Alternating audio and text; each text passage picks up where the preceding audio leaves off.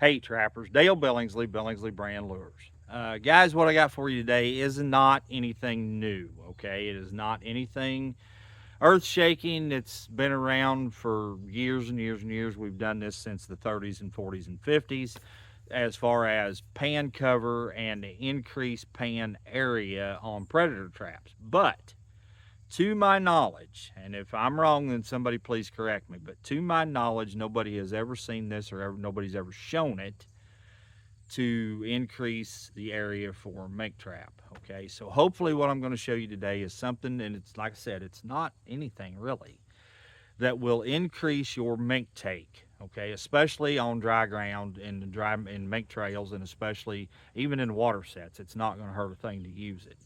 And all it is, you guys have seen me do this before. You've seen me, several times using wire screen pan covers, okay? But we've never used it on a number 11 or a 1.5, something of that sort. So let's go ahead and get at this. And what I've done, I've taken a steel wire screen. This is not aluminum. This is steel screen, and I've cut it 2.5 inches wide by 4.5 inches long. Okay, and that fits these number 11s just like a dream. And all you do, go ahead and set your number 11.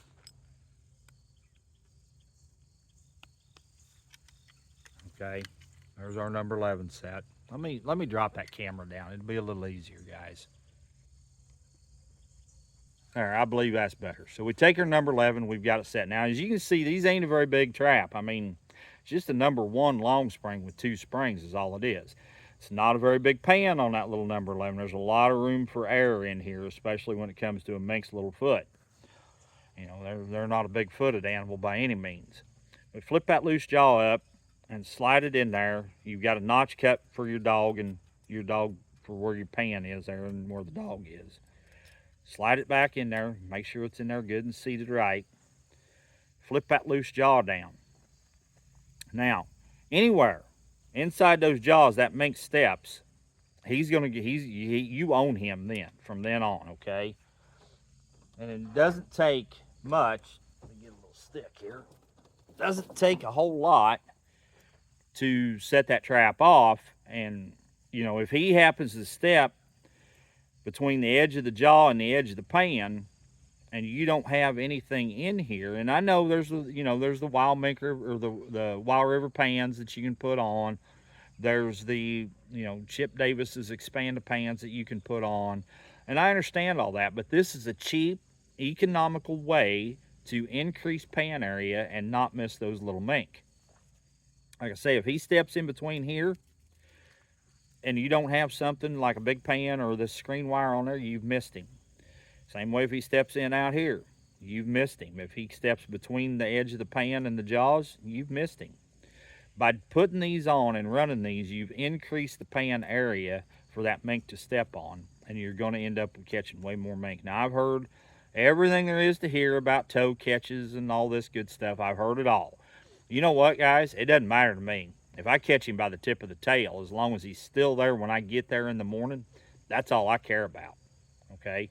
So if he steps out here, let's just say, for instance, it doesn't take a whole lot, and you end up with your mink, okay? And there's nothing there as far as a big pan area to flip his foot out should it happen to accidentally hit the spring eyes or something of that sort. And even with a coil spring, it's you'd have to cut them a little bigger to fit a 1.5. You're going to have to measure a 1.5 and cut them accordingly to fit. But there's still nothing there for the levers to hit to interfere, because that screen wire is going to collapse on you, and it's not going to interfere by throwing a foot. Okay. All right, guys. Like I say, I know that wasn't anything that's earth shattering or anything like that, but I think there's some pretty good information there should you choose to use it. Little side note here: we do have the date set for next year's Beaver Fest. Should you want to come to that, it's going to be the 3rd weekend of April, and I don't recall the dates right off the top of my head. I think it's somewhere around the 17th, 18th of April at Fairfield, Iowa, at the Greater Jefferson County Fairgrounds, and we sure look forward to seeing everybody there that can make it. Other than that, guys, I appreciate appreciate y'all tuning in to watch. And if you would please just hit that thumbs up for me, that's all I'm asking. And once again, this is Dale Billingsley with another one. Signing out.